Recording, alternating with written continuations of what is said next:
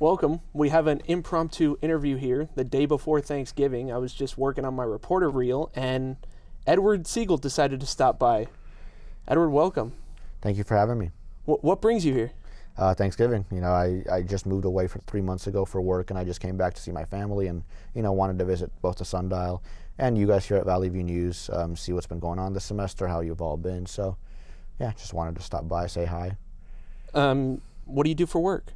I work at a news station out in North Dakota called KX News. I'm a digital content producer, so I mainly write stories for the website. I also clip videos from the newscast, edit reporter stories, and I've been sent out to cover 2 different things with reporters as well. I haven't mentioned that yet, but I'm sure we'll talk about that as well. So I've had some interesting experiences with those. So how's that different than being a traditional reporter? Because we have on the screen behind you your reporter reel. What's the difference? Well, most of what I do is really just in the office, writing stories, kind of being that one of the people just kind of inside the office, kind of not anchoring in the sense that I'm an anchor, but anchoring in the sense that I'm the person for reporters to send their stories when they're ready to be looked at, to post them, and also writing everything that comes in. If a car accident happens, I quickly put it up on the website. If some sort of crime happens, anything else, I quickly write that up and put it on the website. So that's kind of what my job is. It's less reporting and more so just keeping the website updated, keeping social media updated. We just started TikTok and brought back our Instagram. I'm managing those as well. So that's largely what my job is. It's only been 2 times that they sent me out to quote-unquote report. I went with a reporter each time. And even those times I was mainly responsible for the digital side. One was November 5th for the election, and then one was the Dakota Bowl a week later. And the Dakota Bowl is 4 championship high school football games, which, North Dakota's not really a sports state, so that's one of the biggest things that happens there is the Dakota Bowl. Mm-hmm. So, with my sports background and all that, they asked me to join the sports reporter and covering that, which was really fun. But outside of those 2, it's mainly just been a lot of working on the website and social media. Would you say you like sports more? I do. It's the thing that kind of got me into journalism in the first place. Sports is the thing I always wanted to do. It's the thing that brought me here because, in middle school, high school, even at the start of college, I never really liked writing, and I was always very shy in terms of being in front of the camera and all that.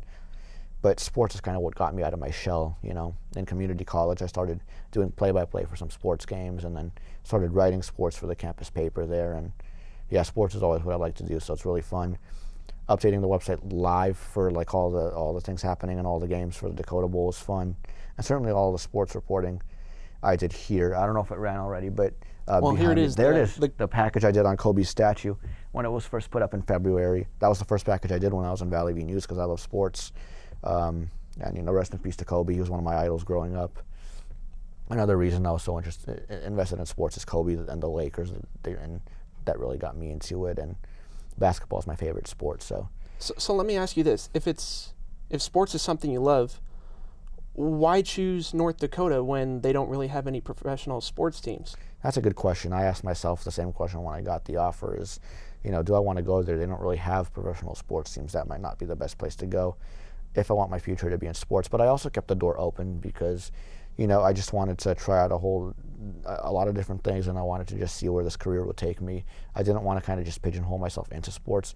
Given my experience here with the Sundial, Valley View News, and KCSN, which is our radio station, I kind of had a background in writing, digital broadcasts and all of those, so I just wanted to try different things and kind of just see where that takes me. And that's kind of how I landed on North Dakota, just applied to a few stations. What stations did you apply to? I applied to a lot of different stations all over, like some in Texas, some in Colorado. I applied to one in Bakersfield, which was the only other one I got an offer from outside of the one in North Dakota. So, I weighed my options when I got those. One of the things that, one of the reasons I kind of chose North Dakota is I did get the offer from Bakersfield a little bit late, right, as I was on the brink of already choosing North Dakota. So that kind of made it a little tough. You would think somebody like me who lived his whole life in LA, who's used to the weather here and all of that, would go to Bakersfield. But I kind of took myself out of my comfort zone, which is what you have to do in this industry. You have to not be afraid to take yourself out of your comfort zone. I went to a place where the winter lasts like 5 months. It snows like crazy. I've been fortunate this year. It so far has been calmer, but you just have to not be afraid to take yourself out of your comfort zone and try new things and go out and explore the world. What other factors went into the decision between choosing Bakersfield and North Dakota? Obviously a big factor as well is pay. When you're looking for your first job, you're not going to be paid that much in this industry, whether you're a reporter, producer. The pay isn't going to start out as high as you would hope. So, another factor to consider is kind of like the cost of living and where is that pay going to take you further. And that was one of the things that also helped me favor North Dakota. The factors in favor of Bakersfield were a lot of people who went to CSUN, went to the station in Bakersfield. KBAC was the one, and we actually had somebody from that station visit Valley View News last semester as well. So that worked in favor of Bakersfield, in addition to the weather and the proximity to home. It was a really tough choice for sure, but again, it's about taking yourself out of your comfort zone. I wanted to explore. I wanted to see what it's like living in kind of a winter environment, even though I was obviously not ready for it. It's just something that you can't really get ready for until it happens. Right. But, and another big factor I forgot to mention is the hours that I would be working. The job I got offered in Bakersfield was for a producer job, but it was a morning producer, so I'd be working the night shift. And, I just didn't really feel like I, wanted to work the night shift, at least not at first. Maybe at some point I'll apply for more producer jobs, get a similar offer, and maybe I'll take it in the future. But I didn't really want to work the night shift right now, and that's another way I could have taken myself out of my comfort zone. Either way, I would have taken myself out of it. Okay, so you mentioned the hours would be terrible at Bakersfield. What are your hours like now? Are they normal, like 9 to 5? What are we talking? They're 2 to 11, so it is still kind of late, but it's at least, I still get to sleep at night and still work during the day. So yeah, I work 2 p.m. to 11 p.m. So it is kind of like a 9 to 5 job, but later. So I'm kind of in the position where you were last semester, in the sense that I'm graduating in a month. What was that process like for you, transitioning from graduation to the job market? It's always tough, and for many people, it's tough because they know that they gotta apply while they're still in school. They gotta they want to be ready and have a job as soon as they come out of it. A lot of people kind of need that because either maybe they have somebody depending on them, or whatever the case. Maybe they need to support their families, and and for a lot of people, it's kind of really tough to balance everything because a lot of people, they have a job while they're here, while they're in Valley View, while they're doing this, and they also have to apply and spend a lot of hours applying, and it takes a lot of time applying. I was one of the fortunate ones who was able to wait until after graduation to start applying, but it depends on kind of people's situations, I guess. It's because it's really tough doing that while you're still here, while you're getting that experience, especially when you don't have a lot of experience outside of it in broadcasting. Because like me, I didn't have too much. When it came to my broadcasting experience, it was really just the radio station here, KCSN, and Valley View News. I didn't have any internships. It always helps you to have internships, but I didn't, and I guess I made it out okay. But again, it was really challenging for a lot of people here who knew that they needed to have a job instantly, and we had some people who did find jobs and were hired while they were still here, so immediately when they graduated. Like we had one, Mark Monroy, he visited once. Right. You probably spoke to him. Here. He works in Texas. He got his job offer while he was still here. But it really depends on what you think you need for yourself. Like if you think you'll have a little bit more time, or maybe you've been working really hard and you just want to give yourself a little break after you graduate, that's cool too. Like you could maybe wait 1 or 2 weeks to apply, or you could apply while you're here. Was that the case for you? For me, yeah. I applied a couple weeks after I graduated. I had a conference that I went to in Milwaukee for journalism, and I applied right after that conference. And that was a broadcasting conference, so I networked a lot, made a lot of connections, and that really helped me in terms of kind of clearing my vision in terms of what I wanted to do, where I wanted to go, what the job was like. Having those conversations with news directors really helped me out. That's one of the toughest things for me about not really having too much experience outside of Valley View News, is not necessarily knowing what I wanted to do, and that conference really helped me out and clear the air a lot. I applied to a couple stations while I was still here.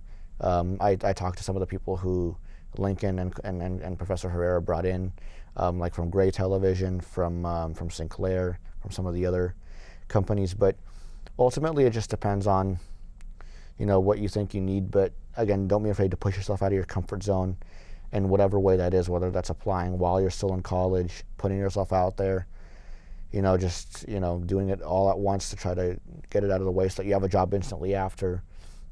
Or if you've been like working really hard, you want to give yourself a couple weeks off. That's okay too. A lot of people are going to tell you you need to do A, B, or C. You need to be going into it with an internship. All of this, and it's obviously very, very helpful to have that, but it's not something you need 100%. Well, it worked for you. Yeah, it worked for me. When I was at the conference in Milwaukee, one of the news directors told me, because I was interested in being a producer, and he told me, if you want to be a producer, if you have a pulse, somebody's going to hire you. And that's the thing about this industry is, for a lot of different roles, whether it's producer or reporter, those jobs are so in demand right now that you probably will find a job. You just have to apply to enough stations, put yourself out there, go through the interview process. Like I didn't get an offer from like the first or second station I applied to. I applied to like about 20 before I heard back from the 2 stations. And well, I heard back from others, but after that first interview, I didn't really hear back from any of the stations except those first 2. A lot of them will be willing to give you that first interview. It's just like after that where it becomes a waiting game, and you have to keep applying to more and putting yourself out there. And it's a process. Filling in the same application multiple times over and over is tough. The good thing about Nextstar is it lets you, autofill applications, so it speeds the process up. But it's really just the tediousness of filling out all those applications that's the toughest part. And that's why I kind of waited until after I graduated to do it, because I was the editor-in-chief of the Sundial here and kind of just had a lot on my plate. And again, I recognized that I was, fortunate enough to have the ability to do that in terms of not having anybody who's like dependent on me or anything like that. Because that's a tough thing about college life, is a lot of the time that is the case for a lot of people. So I was kind of a bit fortunate in that regard, and so I was able to like focus just on being the editor-in-chief, being in Valley View News, recording all my packages, all of that, kind of getting that done, and then just immediately after I graduated, then applying, and obviously being in Valley View News, I already had a lot of conversations with a lot of news directors, so I already started that process then, but it's just really figuring out what you need and pushing yourself out of your comfort zone. Now, I want to ask you this, because I'm currently taking a class with Linda Bowen, and it's about AI. Are you at all worried, because you said, news directors are saying if you have a pulse, it's, what was that quote again? I'm sorry? If you have a pulse, they'll hire you. Like if you want to be right. They were specifically talking about being a producer, but I'm sure that's true for other right. roles So as I want well. to ask this about AI. Are you using that in the workplace? Is yes, no? Are you worried about it? Give me your thoughts on that. Yeah, that's a good question. I actually took that class last semester, so I'm kind of fresh out of learning about all that. We're not using it in our newsroom, but there are newsrooms across the world, I believe like in Japan, that already have like AI versions of their anchors. They obviously got like their anchors' consent and all that, and so that when the anchors are off, they have like the AI versions anchoring the shows. So I think I saw an episode like that. It didn't look natural to me. Yeah, it's a lot of it is the eye movement and reading every story maybe in the same tone. It's just not natural, and it kind of throws the viewer kind of off a little bit. And so, that's one element of it. And obviously, the thing that worries me most is what's going to happen to our jobs if if they improve it enough to where it does look normal and it doesn't kind of throw you off like that. Are we going to lose our jobs? That's the biggest thing that worries me. And I think it'll be a while before something like that happens in the United States, but we're already seeing it happening in other parts of the world, in other countries. So, yeah.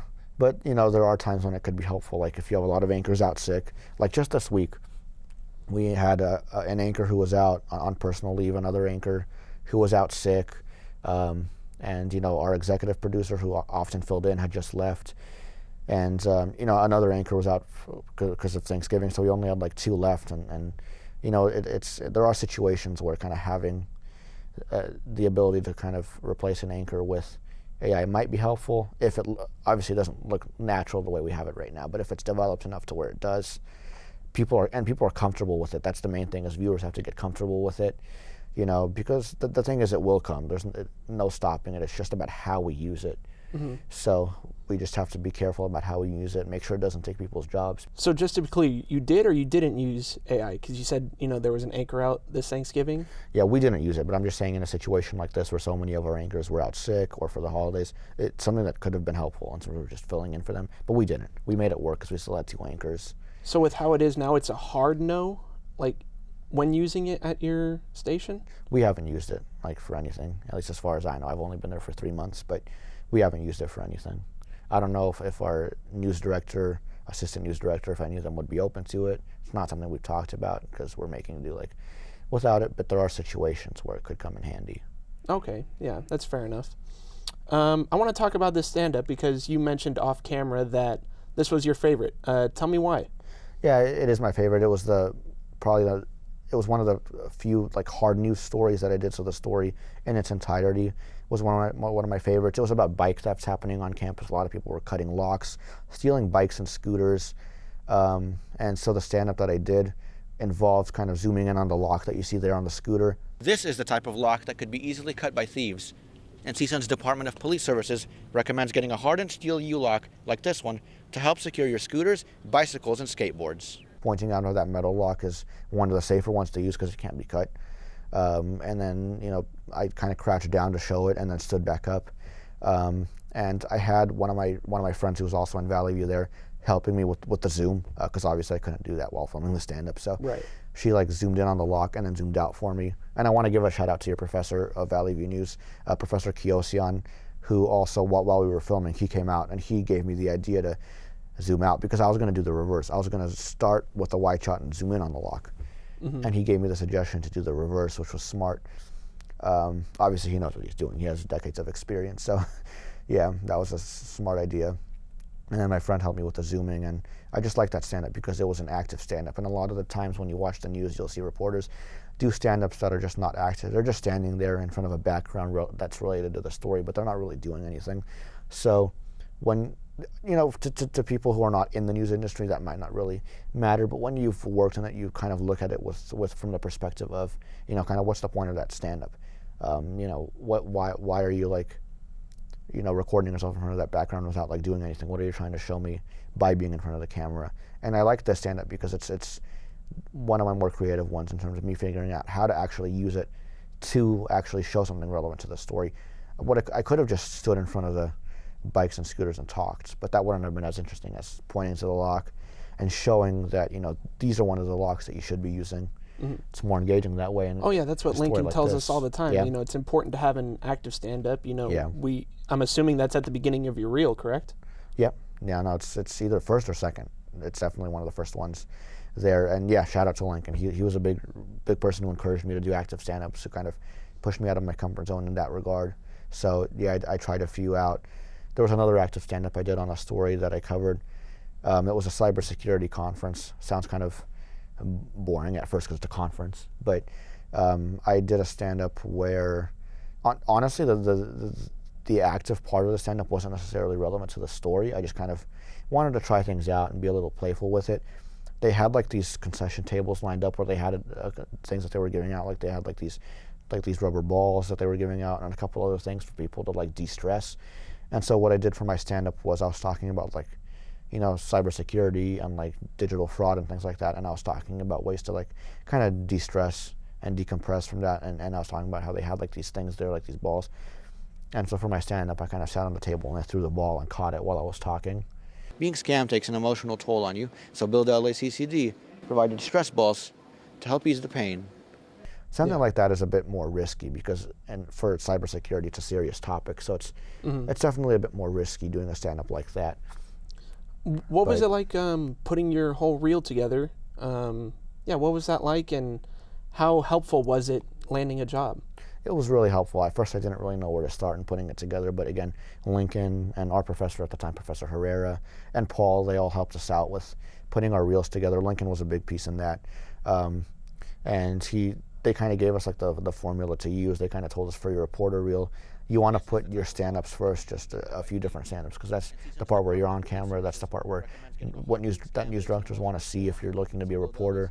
And then you put some of your full packages, and then you might want to put some of your anchor clips. But that's up to you. If you're a reporter, you mainly want to put, your packages and your stand-ups. And then because I applied to be a producer, I also created a producer reel, and that's the one that helped me more. So for that one, you put what Lincoln told me to do is put like a block of one of the shows that I anchored. So not the full show because that's too long, but to use like a couple blocks of a couple shows that I anchored to those. proud of. So I did an A block from one show to a C block from another show. And A block is like the hard news stuff. C block is like sports, entertainment, and that stuff. So, because, for me, I'm into sports, so I kind of mix it up by giving news directors, video of me anchoring different things, different topics. Oh, yeah, for sure. And that helped me get the offer from Bakersfield, especially because that one was for a producer. And yeah, a lot of the time news directors only look at the first few seconds or maybe the first few minutes.